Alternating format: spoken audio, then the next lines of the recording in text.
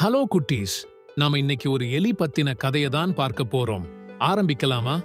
ஒரு காலத்தில் அமைதியான புல்வெளியில ஒரு எலி வாழ்ந்து வந்தது. அவன் பெயர் ரகு. ரகுவிடம் ஒரு சிறப்பம்சம் இருக்கிறது.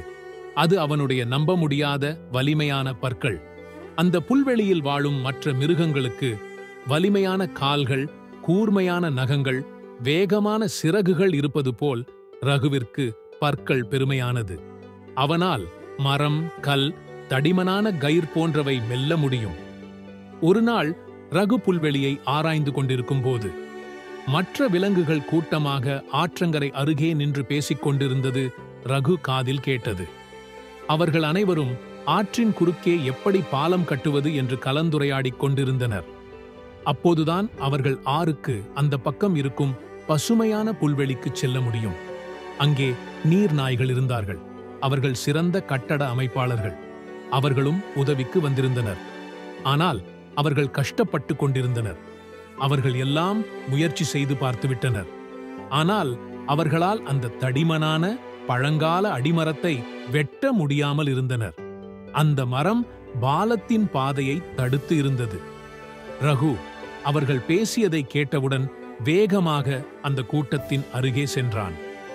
மன்னிக்கவும் நண்பர்களே என்று அவன் கூறினான். எனக்கு உங்கள் பிரச்சனை கேட்டது. எனக்கு வலிமையான பற்கள் இருக்கிறது. என்னால் உங்களுக்கு உதவி செய்ய முடியும். நீர் நாய்கள் சந்தேகமாக ரகுவை பார்த்தனர். நீ ஒரு சிறிய எலி என்று ஒரு நீர் நாய் கூறியது. உன்னால் எங்களுக்கு உதவி செய்ய முடியும் என்பது எப்படி சாத்தியமாகும்? அதுவும் இவ்வளவு பெரிய அடிமரத்தை எப்படி அகற்ற முடியும்? ஆனால் அவர்களின் சந்தேகம் ரகுவின் தைரியத்தை குறைக்கவில்லை.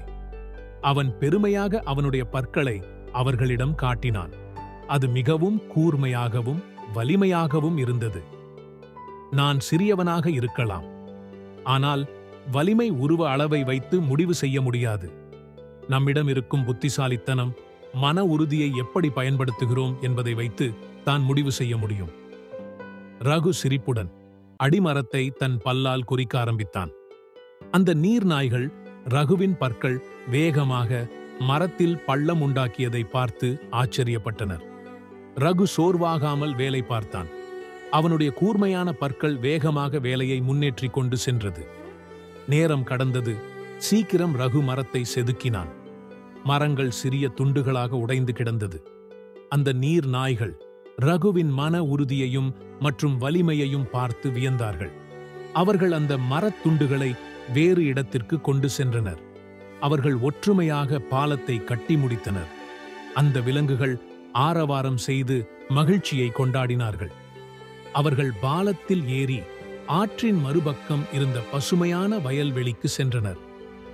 ரகு வீட்டிற்கு திரும்பி செல்லும் போது ஒரு நீர் நாய் கூறியது, ரகு, நீ எனக்கு சிறிய உயிரினங்களும் ஒரு பெரிய மாற்றத்தை உருவாக்க முடியும் என்று எனக்கு புரிய வைத்து விட்டாய்.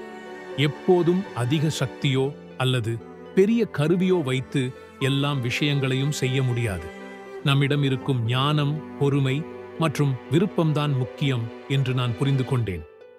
அந்த நாளிலிருந்து ரகு வலிமையான பற்கள் உடையவன் என்று மட்டும் இல்லாமல் அவன் புத்திசாலித்தனம், விடாமுயற்சி உடையவன் என்று தெரிய வந்தான்.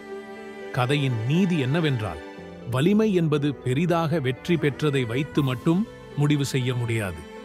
வலிமை தன்னிடம் இருப்பதை வைத்து கஷ்டமான விஷயத்தை செய்து முடிப்பதில்தான் இருக்கிறது. ஓகே குட்டீஸ், பாய். நாம அடுத்த கதையில சந்திப்போம்.